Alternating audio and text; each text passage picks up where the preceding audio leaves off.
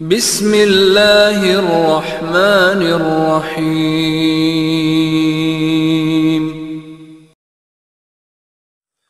اعوذ باللہ من الشیطان الرجیم۔ بسم اللہ الرحمن الرحیم۔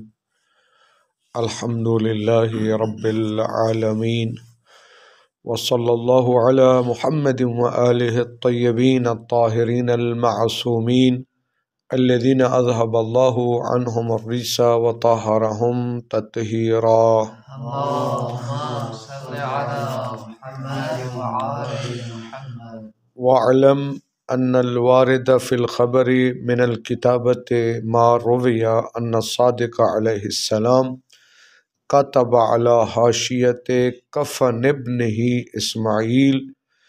إسماعيل يشهد أن لا إله إلا الله، وزاد الأصحاب الباقية كتابة ومكتوبا عليه ومكتوبا به للتبرك۔ توجہ فرمائیں۔ مستحبات کفن، تین کفن تو واجب ہو گئے، تین کپڑے۔ اس کے بعد پھر بیان کیے تھے مستحبات، اور حبرہ، امامہ اور خامسہ۔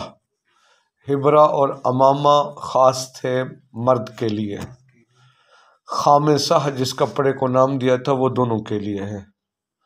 پھر دو چیزیں عورت کے ساتھ خاص تھیں، ایک ہے مقنا اور ایک تھا النمت، وہ بڑی چادر جس کے اوپر لائنیں لگی ہوئی ہوں، ان لائنوں کا رنگ کپڑے کے رنگ سے علیحدہ ہو۔ پھر فرمایا تھا کہ حنوط کرنا واجب ہے، لیکن جو کافور بچ جائے اس کے سینے پر بھی ڈال دیا جائے، اس کی پھر مقدار انہوں نے بیان کی تھی۔ اس کے بعد کہا تھا کفن پر لکھنا، آج کی بات اس سے مربوط ہے۔ پہلی بات انہوں نے کہا تھا کہ مستحب ہے اس میت کا نام لکھا جائے کفن پر۔ اچھا، اور کیا لکھا جائے؟ شہادتین، مثلا مرحوم کا نام اگر محمد ہے، لکھا جائے انا محمد یشہد اللہ الہ الا اللہ وحدہ لا شریک لہ، ٹھیک ہے، شہادتین لکھیں، اور ائمہ علیہ السلام کے نام لکھیں۔ اچھا، کس کے ساتھ لکھیں؟ زیادہ بہتر تھا تربت حسینیہ، اگر وہ نہیں ہے تو سفید مٹی۔ کس پر لکھیں؟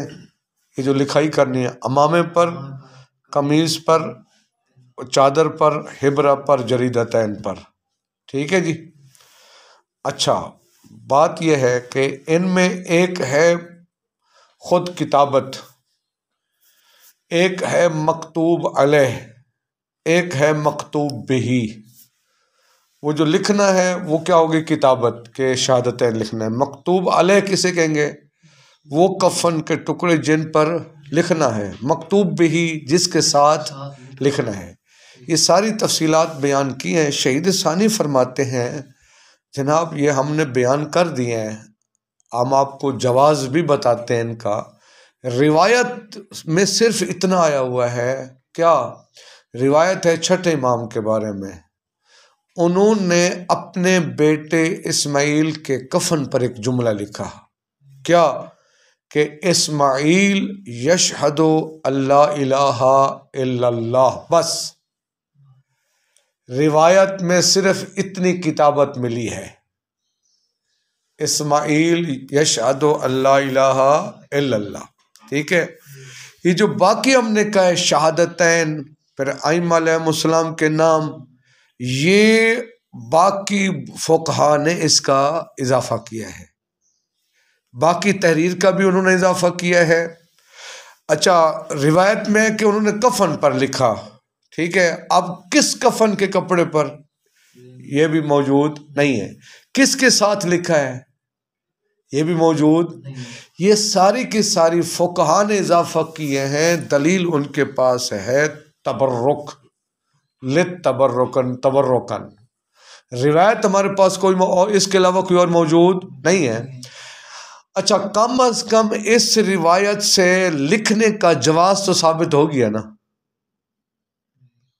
اس کا مطلب ہے کفن پر لکھنا ہے، کفن پر لکھنے کا جواز ثابت ہو گیا، تو باقی اب صاف ظاہر ہے ایک دفعہ آپ عام قلم کے ساتھ لکھتے ہیں، ایک دفعہ آپ وہ مثلا تربت حسینیہ، یقیناً تربت حسینیہ میں خاص برکت پائی جاتی ہے، تو باقی چیزیں فقہا نے اضافہ کی ہیں وہ ساری کی ساری تبرکاً ہیں، چونکہ اس روایت سے اصل لکھنا کہ شرعاً جائز ہے وہ تو ثابت ہو گیا، باقی تبرکاً لکھتے ہیں۔ ہاں اگر باقی چیزیں شریعت سمجھ کر لکھی جائیں، واجب سمجھ کر لکھی جائیں، پھر جائز نہیں ہوگا، پھر وہ بدعت ہو جائے گی۔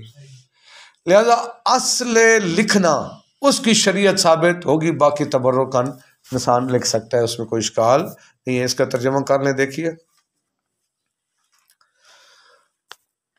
فرمایا کہ وَعْلَمْ، آپ جان لیں، ان الوارد فی الخبر، روایت میں جو وارد ہوا ہے من الکتابت، کتابت میں سے، ما، یہ ما ان الواردہ کی خبر ہے، جو کتابت حدیث میں وارد ہوئی ہے وہ ما، وہ کتابت ہے، رویہ جو روایت کی گئی ہے کہ ان صادق علیہ السلام، امام علیہ السلام نے کتب علی حاشیت کفن ابنہ اسماعیل، انہوں نے اپنے بیٹے اسماعیل کے کفن کے کچھ حصوں پر لکھا، حاشیہ سے مراد کچھ حصوں پر انہوں نے لکھا کیا؟ اسماعیل یشہد اللہ الہ الا اللہ۔ جو کتابت روایت میں وارد ہوئی ہے وہ صرف اور صرف یہی ہے، ٹھیک۔ وزاد الاصحاب الباقیہ کتابتاً و مکتوباً علیہ و مکتوباً بہی، تین چیزیں لتبرک، بعد میں ترجمہ کروں گا۔ روایت میں صرف اتنا وارد ہوا ہے، باقی زاد الاصحاب، اصحاب سے مراد فقہاء امامیہ نے باقی چیزوں کا اضافہ کیا ہے۔ باقی چیزیں کیا؟ کتابت، مکتوباً علیہ، جس پر لکھا جا رہا ہے، وہ ہم نے کیا کہا ہے؟ وہ امامے پر، قمیص پر، ازار پر، ہبرہ پر، جریدتین، یہ مکتوباً علیہ ہوگا۔ مکتوباً بہی، جس کے ساتھ لکھنا ہے، ہم نے کیا کہا ہے بزرگان نے؟ وہ تربت حسینیہ وگرنہ سفید مٹی۔ فرماتے ہیں باقی فقہا نے اضافہ کیا ہے باقی چیزوں کا، جو باقی کتابت کے والے سے ہیں، یا مکتوباً علیہ ہے یا مکتوباً بہی ہے، ان کا اضافہ کیا ہے للتبرک، برکت کے لیے، ٹھیک ہے جی۔ کیوں؟ وَلِأَنَّهُ خیر محض بھی، دیکھیں اگر آپ کفن پر اللہ کا نام لکھ دیں تو بہتر ہے یا نہیں ہے؟ اگر آپ کفن پر ائمہ کا نام لکھیں یہ خیر محض ہے، آپ تربت حسینیہ کے ساتھ لکھیں یہ بھی خیر محض ہے، سمجھ آ گئی بات نا؟ اچھا کفن کے سارے حصوں پر لکھیں خیر محض ہے، ما ثبوت اصل شریعت، جبکہ اصل شریعت اس روایت کے حصے سے ثابت ہوگی، یعنی شرعی طور پر لکھنا جائز ہے، وہ تو اس روایت سے ثابت ہو گیا، باقی چیزیں جو ہیں وہ تبرک کا اضافہ کیا ہے بزرگان نے، سمجھ آ گئی بات؟ اسی وجہ سے وَبِهَذَا اختلفت عباراتہم فی ما یکتب علیہ من اقطاع الکفن، اسی وجہ سے وہ فقہا کی عبارت میں اختلاف ہے کہ کفن کے کس کس حصے پر لکھا جائے، چونکہ اصل شریعت وہ صرف اور صرف روایت ہمارے پاس اتنی ہے جو ہم نے بیان، چونکہ باقی چیزیں تبرک کا اضافہ کی گئی ہیں، لہٰذا فقہا کی عبارتوں میں کیا ہے؟ اضافہ وہ اختلاف پایا جاتا ہے۔ کس میں اختلاف؟ کہ کفن کے کس کس حصے پر لکھا جائے۔ وَبِهَذَا، اسی وجہ سے، کس وجہ سے؟ یعنی باقی یہ اس لا یشہد اسماعیل یشہد اللہ الہ الا اللہ، اس کے علاوہ باقی ساری چیزیں تبرکاً فقہا نے اضافہ کیے ہیں، اسی وجہ سے اختلافت عباراتہم، فقہا کی عبارتیں بھی کیا ہیں؟ مختلف ہیں۔ کس میں؟ فیما یکتب علیہ، یکتب علیہ میں، یعنی کس کس کفن پر لکھا جائے، من اقطاع الکفن، کفن کے ٹکڑوں میں سے، کفن کے کس کس حصے پر لکھا جائے، اس میں فقہا کی عبارتوں میں اختلاف ہے۔ وَعَلَى مَا ذُكِرَ لَا يَخْتَصُّ الْحُكْمُ بِالْمَذْكُورِ، ہم نے کہا ہے کہ امامے پر لکھا جائے کفن، ازار، ہبر اور جریدتین، لیکن ہم نے جو تفصیل دی ہے اس تفصیل کا نتیجہ یہ نکلے گا کہ حکم مذکور کے ساتھ مختص نہیں ہے، بلکہ کفن کے جس حصے پر لکھنا چاہیں آپ لکھ سکتے ہیں۔ علامہ ذکرہ جو ہم نے ذکر کیا ابھی وجہ بیان کی ہے، اس کے مطابق لا یختص الحکم، یہ لکھنے کا حکم مخصوص نہیں ہے بالمذکور ان چیزوں کے ساتھ جس کا ہم نے تذکرہ کیا ہے، بل جمیع اقطاع الکفن فی ذلک سواء، بلکہ کفن کے جتنے بھی ٹکڑے ہیں سب کے سب اس میں برابر ہیں، بل ہی اولا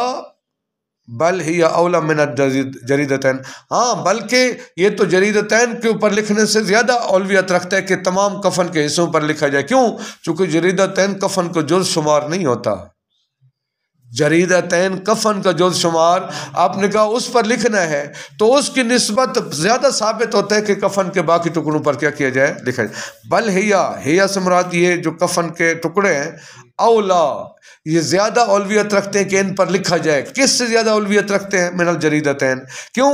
لدخولها فی اطلاق النص، یہ جو کفن کے ٹکڑے ہیں یہ اطلاق النص میں داخل ہیں، کیا اطلاق النص یہ ہے کہ لکھا جائے، تو جو مذکور ہیں یہ بھی مذکور کے علاوہ جو باقی کفن کے ٹکڑے ہیں وہ سارے کے سارے اس اطلاق النص میں داخل ہو جاتے ہیں، بخلافہما، برخلاف جریدتین، جریدتین اطلاق النص میں داخل نہیں ہوتے چونکہ جریدتین کفن کا جز شمار نہیں ہوتے، سمجھ آگی بات؟ اچھا جی اگلا مسئلہ آسان ہے بالکل، اب کوئی مشکل نہیں ہے، وَلْيُخَطْ الْكَفَنُ إِنِ احْتَاجَ إِلَى الْخِيَاطَةِ بِخُيُوطِهِ مُسْتَحَبًّا وَلَا تُبَلُّ بِالرِّيقِ عَلَى الْمَشْهُورِ فِيهِمَا، توجہ فرمائیں، کہتے ہیں ویسے تو یہ کہ کفن کو سینا نہیں چاہیے، ٹھیک ہے، اگر سینے کی ضرورت پڑ بھی جائے، ٹھیک ہے، فرماتے ہیں پھر اسی کفن کے دھاگے نکالیں، اس کے ساتھ اس کو سیئیں، پھر خیال کرنا ہے کہیں وہ تھوک کے ساتھ اس کو تر نہ کر دیں کفن کو، مثلا صاحب ذرا ممکن ہے پھاڑنے کے لیے منہ میں آپ ڈالتے ہیں نا، اس کو تھوک کے ساتھ تر بھی نہ کیا جائے، اگر سینے کی ضرورت پڑے تو مستحب ہے اسی کپڑے کے دھاگوں سے سیا جائے۔ اگلی بات یہ ہے کہ مشہور یہی ہے کہ وہ ان کو تھوک کے ساتھ اس کو، یعنی مستحب ہے تھوک کے ساتھ اس کو گیلا نہ کریں، یہ مشہور ہے دونوں مستحب، کون سے دونوں مستحب؟ اگر سینے کی ضرورت پڑے تو، دوسری بات یہ ہے کہ تھوک کے ساتھ اس کو تر، شہید ثانی فرماتے ہیں ہمیں اس کے بارے میں کوئی روایت ملی نہیں ہے، دیکھیے وَلْيُخْتَ بھی پڑھ سکتے ہیں، یعنی سیا جائے، چاہیے کہ سیا جائے، یا وَلْيُخَطْ الْكَفَنُ، چاہیے کہ کفن کو سیا جائے، اِنِ احْتَاجَ إِلَى الْخِيَاطَةِ، اگر سینے کی ضرورت محسوس ہو تو اس کو سیا جائے، بِخُيُوطِهِ، خود اس کفن کے دھاگوں سے، خیوط کے معنی کیا ہوں گے یہاں پر؟ دھاگے ہیں، اگر سینے کی ضرورت پڑ جائے تو پھر اسی کفن کے دھاگوں سے اس کو مستحباً، یہ کیا ہے؟ مستحب ہے، یعنی مستحب یہ اگر سینے کی ضرورت پڑے تو اسی کفن کے دھاگوں سے اس کو سیا جائے، ولا تبل بالریق علی المشہور، مشہور کیا ہے؟ اس کو تھوک کے ساتھ وہ تر بھی نہ کیا جائے، یعنی صاف ذرا ممکن ہے آپ اس کو کاٹنے کے لیے منہ میں ڈالیں تو وہ تر ہو جائے گا، ایسا نہ کیا جائے، علی المشہور فیہما، دونوں میں مشہور یہی ہے، کن دونوں میں؟ یعنی کفن مستحب یہ ہے کہ اگر سینے کی ضرورت پڑے تو کفن کے دھاگوں سے، دوسرے یہ کہ اس کو تھوک کے ساتھ خشک اتار نہ کیا جائے، مشہور یہی ہے، لیکن ولم نقف فیہما، دونوں استحبابوں میں ہم واقف نہیں ہوئے علی اثر کسی روایت کے، یعنی ہمیں اس بارے میں کوئی روایت ان دو چیزوں کے استحباب کے بارے میں ہمیں کوئی روایت نہیں ملی ہے، سمجھا کی بات؟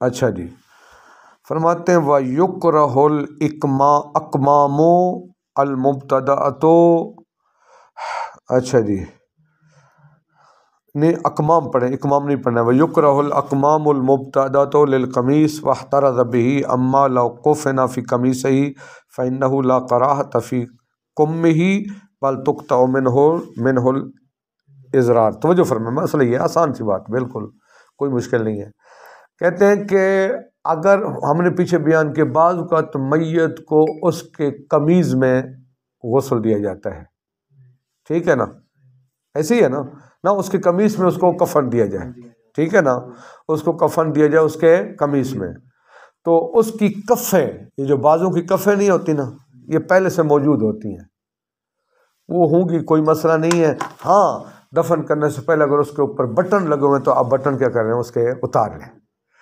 لیکن نئے سرے سے کفیں بنانا یہ مکروہ ہے۔ یعنی آپ کفن کرتی بناتے ہیں، کرتی میں بازو بنا دیں اور اس کی کفیں بنا دیں، نئے سرے سے کفیں بنانا فرماتے ہیں یہ مکروہ ہے، سمجھ آ گئی بات۔ لیکن اگر اس کو قمیص میں کفن دیتے ہیں تو پھر ٹھیک ہے، وہ تو کفن پہلے سے لگی ہوئی ہیں، پھر کوئی حرج، ہاں اس کے بٹنوں کو کیا کر دی جائے، اتار لیا جائے۔ دیکھیے وہی فرما رہے ہیں وَيُكْرَهُ الْأَكْمَامُ، اکمام کے معنی کیا، کفیں بنانا، ٹھیک ہے جناب۔ یہ کمتن کی جمع ہے، آستینیں بنانا، کف کا مطلب وہ میری مراد آستینیں بنانا، آستینیں بنانا مکروہ ہے۔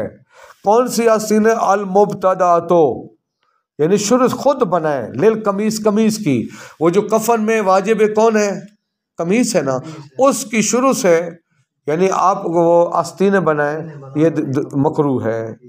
اچھا، فاحترز بہ، مبتدع کی قید لگا کر احتراز کیا ہے، ان ما، اس سے، لو کفن فی قمیصہ، اگر کسی کو کفن دیا جائے خود اس کے، فإنہ لا کراہۃ فی کمہ، پھر آستین بنانے میں کوئی کراہت نہیں ہوگی، بل تقطع منہ الازرار، بلکہ ازرار، وہ جو بٹن ہو جائیں گے، بٹن جو ہیں وہ صرف وہ کیا کریں گے، وہ ازرار پڑھیں اس کو بھی، بٹن کو ہم کیا کریں، کھول لیں گے۔ بٹ یہ جو ازرار جمع زر کی ہے، زر کے معنی وہی بٹن۔ کلیئر ہے مسئلہ نا، آسان سی بات ہے۔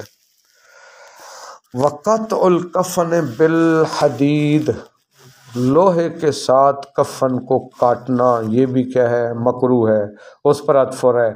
یکرہ الاکمام المبتدعۃ وقطع الکفن بالحدید، حدید لوہے کے ساتھ کفن کاٹنا مکروہ ہے۔ قال الشیخ، شیخ طوسی فرماتے ہیں سمعنا ہو،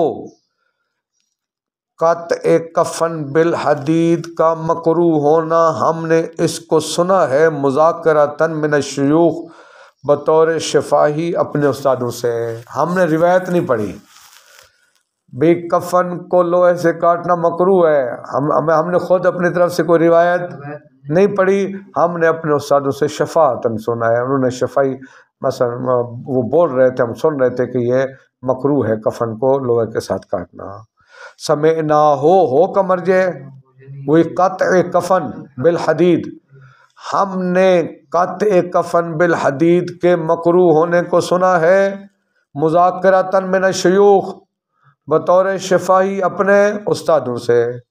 وعلیہ کان عملہم، اور ان کا عمل بھی یہی تھا، وہ اس کو مکروہ سمجھتے تھے اور اس سے بچتے تھے۔ وہ علیہ کا مرجع کیا ہوگا، یعنی قطع کفن بالحدید کا مکروہ ہونا، اسی پر ان کا عمل بھی تھا، وہ کبھی بھی کفن کو لوہے سے نہیں کاٹتے تھے، مطلب یہ ہے، واضح بات۔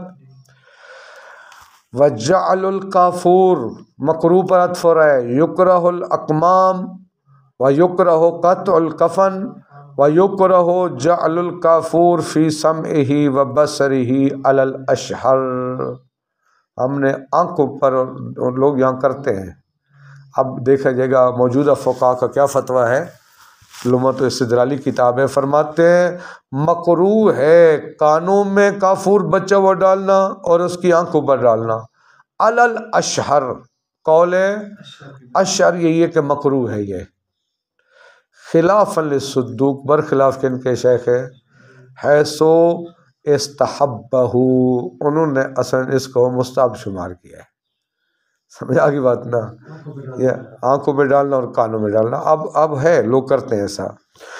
استناداً الی روایت، در حالانکہ شیخ صدوق نے اس استحباب کو نسبت دی ایک ایسی روایت کے ساتھ، معارضۃً، جو روایت ٹکرا رہی ہے اس سے، بأصح منہا واشر، جو اس سے زیادہ صحیح ہے اور زیادہ اشہر ہے۔ دیکھیے یعنی اشہر قول ہم نے کیوں کہا؟ جو شیخ صدوق کہتے مستحب ہے، انہوں نے ایسی روایت کے ساتھ وہ دلیل پیش کی ہے جو روایت اصح اور اشہر کے ساتھ ٹکرا رہی ہے۔ اس کا مطلب پھر اصح اور اشہر یہی ہے کہ وہ مکروہ ہے۔ جو شیخ صدوق نے اپنے حق میں روایت دی ہے وہ ایسی روایت کے ساتھ ٹکرا رہی ہے جو اصح بھی ہے اس کی نسبت اور زیادہ مشہور بھی ہے۔ واضح بات۔ وَيُسْتَحَبُّ اغْتِسَالُ الْغَاسِلِ قَبْلَ تَكْفِينِهِ غُسْلَ الْمَسِّ إِنْ أَرَادَهُ التَّكْفِينَ۔ جس نے غسل میت دیا ہے خود وہی کفن پہنانا چاہتا ہے تو مستحب ہے کفن پہنانے سے پہلے وہ غسل کر لے۔ سمجھ آگے مسئلہ؟ جیسے نے غسل دیا وہی کفن پہنانا چاہتا ہے۔ عموماً یہی ہوتا ہے، مولوی صاحبان ہی ایک ہی بیچارہ وہ سارے کام کرتا ہے، اسی نے جناب غسل دینا ہے، اسی نے کفن پہلے بنا کے تیار کرنا ہے، اسی نے وہ جنازہ، سب کے سب کام اسی کے ذمہ ہوتے ہیں۔ فرماتے ہیں مستحب ہے اغتسال الغاسل، غسل دینے والے کا میت کو غسل دینے والے کے لیے پہلے غسل کر لینا، قبل تکفینہ ہی، میت کو کفن پہنانے سے۔ کون سا غسل کر لے؟ غسل المس، غسل مس میت، ٹھیک ہے۔ یہ غسل المس، یہ غسلہ مفعول مطلق ہے اغتسال کا، وہ غسل مس کر لے، غسل مس میت کر لے کفن پہنانے سے پہلے، ان ارادہ و تکفین، اگر وہ خود کفن پہنانے کا ارادہ رکھتا ہے۔ اول وضو، یا کم از کم وہ غسل نہیں کرتا تو کیا کر لے؟ وضو کر لے۔ کون سا وضو؟ پیچھے دیکھیے ہم نے بتایا تھا نا، وہ جو حائضہ، نفسہ، مستحاضہ، وہ بھی غسل کے ساتھ کیا کریں گے؟ وضو۔ پھر کہا تھا جو وہ ہے نا غسل مس میت، اس کے ساتھ بھی کیا ہوتا ہے؟ وضو ہوتا ہے۔ یہ وہ وضو ہے جو غسل مس میت کے ساتھ کیا جاتا ہے، یعنی وضو کر لے الذی یجامع غسل المیت للصلاۃ۔ اچھا، جو وضو جمع ہوتا ہے غسل میت کے ساتھ، بھئی ہم نے پیچھے بیان کیا نا، غسل کیا کرنا ہے؟ غسل میں میت کے بعد وہ جو اگر میت کو غسل دیں اس کے بعد کیا کیا جاتا ہے؟ ایک وضو کیا جاتا ہے، وہ یہ وہی وضو ہے جو غسل میت کے ساتھ کیا ہوتا ہے؟ جمع ہوتا ہے۔ للصلاۃ، وہ غسل جو کیا جاتا ہے کس کے لیے؟ نماز کے لیے۔ یعنی ہم نے پیچھے بیان کیا ہے اگر نماز پڑھنا چاہتے ہیں تو غسل میت کے ساتھ ساتھ اس کو وضو بھی، وہ انسان وضو بھی کرے۔ اچھا، نیت کیا کرے گا؟ فینوی فیہ الاستباحۃ او الرفع، اس وضو کی نیت کیا کرے گا؟ مباح ہونے نماز کے، یا رفع حدث کے، یا او ایقاء التکفین علی وجہ الاکمل، یا اس کی نیت یہ ہے تاکہ کفن واقع ہو جائے اکمل ترین وجہ پر۔ ایک دفعہ کفن دیتے ہیں بغیر قربۃ اللہ، ایک دفعہ قربۃ اللہ وضو کر کے، آپ وضو کر کے کفن دیتے ہیں، حتیٰ آپ کے اوپر وضو واجب بھی نہیں ہے، آپ نے خود غسل میت کو آپ نے غسل نہیں دیا، پھر بھی اگر آپ نیت کر کے وضو کر کے کفن دیں گے وہ اکمل ہے یا نہیں ہے؟ تاکہ کفن واقع ہو علی وجہ الاکمل۔ فإنہ من جملۃ الغایات، یہ ان مقاصد میں سے ہے المتوقفۃ علی الطہارۃ، جو طہارت پر موقوف ہیں، یعنی اگر آپ کمال حاصل کرنا چاہتے ہیں شے کا تو طہارت کر کے جائیں۔ لیکن وَلَوِ اضْطُرَّ لِخَوْفٍ عَلَى الْمَيِّتِ، لیکن اگر آپ وضو اور پانی کے چکر میں پڑھتے ہیں تو میت کو کوئی خوف ہے خراب ہونے کا یا کوئی بھی، اور تعذرت طہارت ہو، یا طہارت اس کے لیے مشکل ہے، ممکن نہیں ہے، تو کم از کم یہ ہے غسل یدیہ من المنکبین ثلاثا، وہ انگلیوں کے سروں سے لے کر بازو کی جڑ تک، کندھوں تک، دونوں بازو کو 3 مرتبہ کیا کرے؟ دھو لے۔ ثم کفنہ، پھر وہ کیا کرے؟ اس کو کفن دے۔ وَلَوْ كَفَنَهُ غَيْرُ الْغَاسِلِ، یہ ساری صورتیں اس وقت تھی جب خود غسل دینے والا کفن دے۔ اگر غیر غاسل کفن دے فَالْأَقْرَبُ اسْتِحْبَابُ كَوْنِهِ مُتَطَہِّرًا، تو اقرب یہ ہے کہ اس کا متطہر ہونا مستحب ہے۔ لِفَحْوَى اغتسال الغاسل، یعنی اس کی دلیل وہی ہے جو سابقہ مسئلے میں جو ہم نے دلیل بیان کی کہ اگر غسل دینے والا ہی کفن پہنانے والا ہو، جو اس کی دلیل ہے اس کی دلیل بھی وہی ہوگی۔ لفاف اغتسال الغاسل او وضو ہی یا وضو غاسل. ہم نے کہا جو غسل دینے والا ہے وہ کیوں وضو یا غسل کرے گا؟ مثلا وہ ایک یہ کہ علی وجہ الاکمل، تو یہ بھی ہوگا علی وجہ الاکمل. الرابع الصلاۃ علیہ، چوتھا ہے نماز پڑھنا علیہ، کس پر؟ میت پر. وتجب الصلاۃ علی کل من بلغ ایک اکمل ستا ممن لہ حکم الاسلام من الاقسام المذکورۃ فی غسلہ. توجہ فرمائیں، یہ ہمارے معاشرے مبتلا بے مسئلہ ہے. ہمارے معاشرے میں بہت ساری چیزیں عجیب ہیں. اگلے دن بھی کسی نے مجھ سے مسئلہ پوچھا ہے، وہ 1 سال کے بچے کو بغیر غسل کفن کے دفن کر رہے تھے. وہ انہوں نے کہا جی ہمیں فلاں باوے نے پیر نے بتایا کہ بھی واجب نہیں ہے. ٹھیک ہے، بہت اہم مسئلہ ہے. صرف اور صرف نماز جنازہ واجب نہیں ہے، نماز جنازہ میں رعایت ہے. باقی کسی جو احکام میت ہیں اس میں کوئی رعایت نہیں ہے. میں نے پہلے بھی شاید بیان کیا تھا، بچہ زندہ پر پیدا ہو یا مردہ، حتیٰ اگر ماں کے شکم میں 4 مہینے مکمل ہو جائیں، اعضاء مکمل ہو جائیں، اب وہ زندہ پیدا ہو مردہ پیدا ہو، ہر صورت میں صرف سوائے نماز جنازہ کے باقی سارے احکام واجب ہیں اس کے اوپر. ہمارے معاشرے میں نہیں توجہ کی جاتی. جیسے ہمارے عام بہت سارے معاشروں میں چھوٹے بچے کے پیشاب کو پاک سمجھا جاتا ہے. 1 دن کا بچہ بھی ہو تو اس کا پیشاب بھی کیا ہے؟ نجس ہے. 60 سال والا بوڑھا ہو یا 1 دن کا بچہ، دونوں کے پیشاب کے نجس ہونے میں ذرا برابر بھی فرق نہیں ہے. وہ جو چھوٹے بچے کا پیشاب معاف ہے صرف ماں کے لیے، وہ بھی شرائط ہیں، اس کے صرف ایک ہی لباس ہو. اب کہاں شرائط آج کے دور میں وہ شرائط حاصل ہو سکتی ہیں؟ یہ بہت دقیق مسائل ہوتے ہیں جو ہمیں عوام تک پہنچانے اور کھل کے بیان کرنے چاہیے. نماز جنازہ دیکھیں، اصول آپ یاد کر لیں. نماز جنازہ کے واجب ہونے کی شرط یہ کہ بچہ 6 سال کا ہو. 6 سال سے پہلے نماز جنازہ واجب نہیں ہے. نماز جنازہ واجب نہیں ہے، باقی ساری چیزیں واجب ہیں. اس کو غسل دینا بھی واجب ہے. غسل بھی وہی طریقہ کار، یعنی 3 پانیوں کے ساتھ غسل دینا. کفن بھی پورے کا پورا بنانا ہے. مرد ہے تو مرد کے، اگر وہ مذکر ہے مرد کے کفن، اگر وہ مونس ہے تو مونس کا کفن، یعنی کفن پورا کا پورا پہنچانا واجب ہے، اس کا بنانا. ہاں، غسل مس میت بھی سب کچھ واجب ہے. سارے احکام وہی ہیں سوائے نماز جنازہ کے. 6 سال سے پہلے نماز جنازہ واجب نہیں. اگر آپ دفن کرنا چاہیں تو دفن کریں. ہمارے ہاں نماز جنازہ پہ زور دیا جاتا ہے، حتیٰ 1 دن کا بچہ ہو جی وہ زندہ پیدا ہوا ہے. ہاں البتہ نماز جنازہ اس بچے کا ہوتا ہے جو زندہ پیدا ہو، چاہے 1 لحظے کے لیے بھی زندہ پیدا ہو. اگر زندہ پیدا ہوتا ہے چاہے 1 دن کے لیے 1 لحظے کے لیے، نماز جنازے کا استحباب آ جائے گا. لیکن اگر وہ مردہ پیدا ہوتا ہے پھر نماز جنازہ اصل مستحب بھی، پھر وہ مشروعیت نہیں رکھتا. اگر بچہ مردہ پیدا ہو اصل نماز جنازہ مشروعیت. ہاں اگر زندہ پیدا ہو فوراً فوت ہو جائے 6 سال تک اس کا نماز جنازہ پڑھنا کیا ہے؟ مستحب ہے. 6 سال بھی اسلامی حوالے سے اگر اس سے زیادہ ہو گیا تو پھر نماز جنازہ پڑھنا واجب ہے.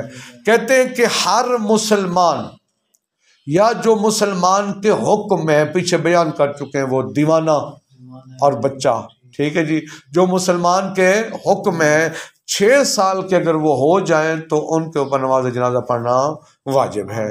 ٹھیک ہے. اچھا، وہ مسلمان، اس کا مطلب جتنے بھی مسلمانوں کے فرقے ہیں سب کے لیے یہی حکم ہے. لیکن 2-3 پہلے بھی خارج کر چکے ہیں. جو ناسبی ہیں ان کو خارج کر کے ان کے نماز جنازہ پڑھنا ہمارے لیے واجب نہیں ہے. جو خارجی ہیں ان کے اوپر بھی نماز پڑھنا نہیں واجب نہیں ہے. اسی طرح جو مجسمہ، جو اللہ تعالیٰ کے جسم کے قائل ہیں، اس کے علاوہ مسلمانوں کے جتنے فرقے ہیں سب پر واجب ہے ہمارے لیے کہ ہم کیا کریں، ان کی نماز جنازہ پڑھیں. البتہ بطور وجوب کفائی ہے. سمجھا کی بات؟ دیکھیے اس پہلے 2 لائنوں کو سن لیں. الرابع الصلاۃ علیہ، اس میت پر نماز پڑھنا. البتہ یہ بھی ذہن میں رکھ لیں، یہاں الصلاۃ بمعنی لغوی ہے. صلاۃ کا لغوی معنی مراد ہے، یعنی دعا. اردو میں ہم جو ترجمہ کرتے ہیں نماز جنازہ، یہ بھی درست نہیں ہے. یہ ایک بہت بعید مجاز ہے۔ صلاۃ الجنازہ کہنا چاہیے دعائے جنازہ۔ صلاۃ اپنے لغوی معنی میں ہے، وہ جو شرعی معنی ہے اس سے پہلے جو صلاۃ کا لغوی معنی تھا، یہ جنازہ کی دعائیں ہیں۔ اس کو اردو میں جب ہم ترجمہ کہتے ہیں نماز جنازہ، عموماً بھی اعلان بھی ہم کیا کرتے ہیں؟ نماز جنازہ۔ یہ نماز بھی دعا کے معنی میں ہے، چونکہ لا صلاۃ الا بفاتحۃ الکتاب، جو صلاۃ شرعی ہے اس کے لیے ضروری ہے کہ اس میں الحمد ہو اور اس میں رکوع اور سجود ہو۔ تو یہ جو ہم اس کو صلاۃ جنازہ کو صلاۃ کہتے ہیں، عربی میں اگر جب صلاۃ کہتے ہیں تو کون سا معنی مراد ہے؟ لغوی معنی مراد ہے، دعائے جنازہ۔ اردو میں جب ترجمہ کرتے ہیں نماز جنازہ، یہ ترجمہ اصل درست نہیں ہے، مگر یہ کہ نماز سے دعا کا معنی ارادہ کیا جائے۔ نقطہ سمجھ میں آیا؟ بہت اہم بات ہے یہ۔ بہرحال الصلاۃ علیہ میں ترجمہ کرتا ہوں الدعاء علیہ، میت پر دعا، ٹھیک ہے، یہ واجب ہے۔ وتجب الصلاۃ، یہ صلاۃ واجب ہے، علی کل من، ہر اس پر، بالغ ستن، بالغ کا ترجمہ درمیان میں کیا ہے شہید ثانی، اے اکمل ستن، یعنی جس کے 6 سال مکمل ہو چکے ہوں، اس پر نماز جنازہ۔ اب وہی چونکہ مجبوراً پھر مجھے بھی نماز جنازہ کہنا پڑ رہا ہے، یہ مشہور جو اب یہی ہو گیا ہے، اردو میں اصطلاح یہی بن گئی ہے، کہہ سکتے ہیں اب نماز جنازے سے مراد وہی دعائے جنازہ۔ تو 6 سال۔ اچھا، کس پر؟ ممن، ان میں سے، لہو حکم الاسلام، جن کے لیے اسلام کا مثلا بچہ ہو یا دیوانہ ہو، یا وہ جو پیچھے بیان کا جو لقیت دار الاسلام ہے، یا ایسے علاقے میں کافر بھی رہتے لیکن احتمال ہے کہ وہ مسلمانوں کا بچہ ہو، وغیرہ وغیرہ۔ من الاقسام المذکورۃ فی غسلہ، غسل میت میں جو اقسام مذکور ہیں ان میں سے جن کے اسلام کا حکم لگایا گیا ہے۔ عدل فرق، سوائے ان فرقوں کے، المحکوم کفرہا من المسلمین، مسلمانوں کے جن فرقوں پر کفر کا حکم لگایا گیا ہے ان کے اوپر نماز جنازہ پڑھنا واجب نہیں ہے۔ اچھا جی، وواجبها القیام، واجب کیا ہے؟ کھڑا ہونا، مع القدرت، کس سے؟ اگر قدرت رکھتا ہو تو کھڑے کرنا۔ فلو عجز عنہ، اگر وہ کیا کرے؟ عاجز ہو قیام سے، تو صلی بحسب المکنت، پھر وہ نماز پڑھے گا جتنا کھڑا ہونا اس کے لیے کل یومیہ، جس طرح کے یومیہ میں۔ توجہ فرمائیں، یومیہ نماز میں ایک آدمی 4 رکعت نماز میں سے 2 رکعت کھڑے ہو کر پڑھ سکتے، 2 رکعت بیٹھ کر، تو واجب ہے جتنی رکعت کھڑے ہو کر پڑھ سکتے وہ۔ پھر یہ کہ اگر آسرے کے ساتھ پڑھ سکتا ہے تو بیٹھے نہیں، آسرا لے، آسرا بھی ممکن نہ ہو، کھڑے ہو کر بھی پڑھنا ممکن نہ ہو، اور ساری رکعتیں ہی پڑھنا ممکن ہو، پھر وہ بیٹھے گا۔ پھر بیٹھنا، لیٹنے سے، یہ ساری کی ساری چیزیں وہ جو وہاں یومیہ میں ترتیب آتی ہے یہاں پر بھی وہی ترتیب ہوگی۔ اچھا، وَحَلْ يَسْقُطُ فَرْضُ الْكِفَایَةِ عَنِ الْقَادِرِ بِصَلَاةِ الْعَاجِزِ، دیکھیں ہم ہیں کھڑے ہو کر نماز نہیں پڑھ سکتے ایک شخص، دوسرا قادر ہے جو کھڑے ہو کر نہیں پڑھ سکتے، وہ عاجز ہے، اگر وہ نماز پڑھ دے آیا قادر سے بھی اس کا فرض جو ہے وہ ساقط ہو جائے گا یا نہیں ہوگا؟ اس میں 2 قول ہیں۔ وَحَلْ يَسْقُطُ فَرْضُ الْكِفَایَةِ عَنِ الْقَادِرِ، آیا قادر سے فرض کفایہ ساقط ہو جائے گا؟ بِصَلَاةِ الْعَاجِزِ، عاجز کے نماز جنازہ پڑھنے سے۔ نظر، ایک اعتبار سے مشکل ہے، کیوں؟ نظر ہے، ایک پہلے بتائیں گے جائز ہے، پھر بتاتے ہیں جائز نہیں ہے۔ جائز ہونے کی دلیل من صدق صلاۃ صحیحۃ علیہ، چونکہ اس پر وہ جو عاجز علیہ، عاجز نے جو نماز پڑھی، کہہ سکتے ہیں میت پر نماز جنازہ پڑھا گیا ہے۔ ایک یہ ہوگی دلیل، اس حوالے سے دیکھیں تو جائز ہے، لیکن وَمِن نَقْصِهَا عَنْهُ مَعَ الْقُدْرَةِ عَلَى الْكَامِلَةِ، بھی قادر شخص کاملہ نماز پڑھ سکتا تھا، اب عاجز نے نماز پڑھ لی ہے تو چونکہ قدرت ہے لہذا وہ کافی نہیں ہے۔ کہتے ہیں من نقصها، کیونکہ یہ جو ہا کا مرجع کیا ہوگا؟ یہ عاجز کی نماز یہ نقص رکھتی ہے، انہو قادر کی نماز سے، کب؟ مال قدرت علی الکاملہ، جب وہ پوری نماز پڑھنے کی قدرت رکھتا ہے، ٹھیک ہے. ولیکن وتتوقف ذکر لذالک، اس مسئلے میں انہوں نے توقف کیا ہے، نہ ہاں کی بات کی ہے نہ کی بات کی کتاب ذکر میں شہید اول نے. سمجھا کی بات. واستقبال المصلی القبلۃ، اور مستحب ہے مصلی قبلہ کی طرف رخ کرے. مستحب ہے یا واجب ہے؟ واجب ہے. وجعل رأس المیت، میت کا سر قرار دے الی یمین المصلی، مصلی کے دائیں طرف، مستلقین علی ظہرہ بین یدیہ، درحالانکہ کہ میت کو پشت کے بل لٹا دے، وہ بھی اپنے سامنے. جب چارپی اپنے سامنے ہوگی تو اس کا سر مصلی کے دائیں طرف ہوگا. الا ان یکون ماموما، ہاں مگر یہ کہ وہ کیا ہو، ہم نے کہا ہے ویسے میت کو دائیں طرف، لیکن ماموت ہے وہ تو معموم ہے، اگر وہ اگر خود پڑھنے والا نہیں ہے، معموم ہے، کسی کے پیچھے نماز پڑھ رہا ہے، پھر تو ممکن ہے وہ بہت پیچھے ہو یا دائیں طرف بائیں، پھر تو نہ میت کے دائیں ہوگا نہ میت کے بائیں ہوگا. الا یکونا معموما فیکفی کونہ بین یدی الامام، پس اس کے لیے اگر وہ معموم ہے نماز پڑھنے والا تو اتنا کافی ہے کہ وہ امام اس کے سامنے ہو، وہ مشاہدتہ لہ، اور وہ امام کا کیا کر رہا ہو، مشاہدہ کر رہا ہو.